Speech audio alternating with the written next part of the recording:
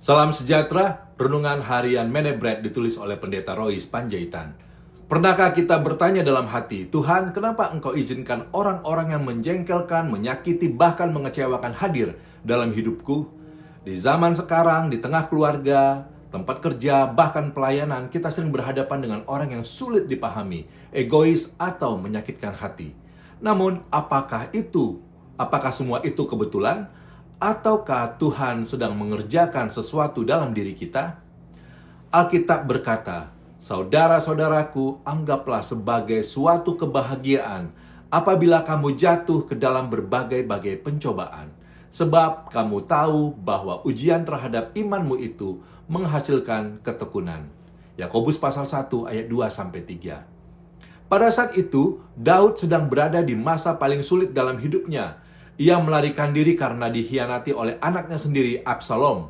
Di tengah kondisi hati yang hancur, datanglah Shimei, bukan untuk menghibur, tetapi justru menghina, mengutuki, dan melempari Daud dengan batu serta debu.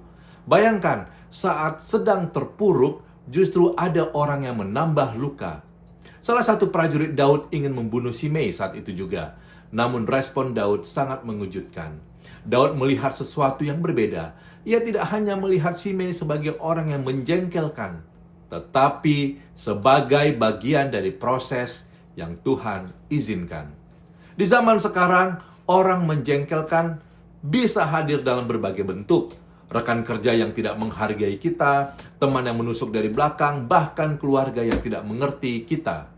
Tapi Tuhan bisa memakai mereka untuk membentuk karakter kita, menguji hati kita, apakah kita tetap mengasihi ketika disakiti, tetap setia ketika tidak dihargai, membawa kita lebih dekat kepada Tuhan, mempersiapkan kita untuk tujuan lebih besar. Saudara, ketika seseorang menyakiti kita, mungkin itu bukan sekedar gangguan, tetapi bagian dari cara Tuhan melembutkan hati kita. Oleh karena itu, seperti Daud, mari belajar berkata, "Tuhan, jika ini darimu, aku mau belajar dan tetap percaya." Karena terkadang orang yang paling menyakitkan dipakai Tuhan untuk menghasilkan hati yang paling kuat. Terima kasih telah bergabung, sampai berjumpa di episode berikutnya. Tuhan memberkati.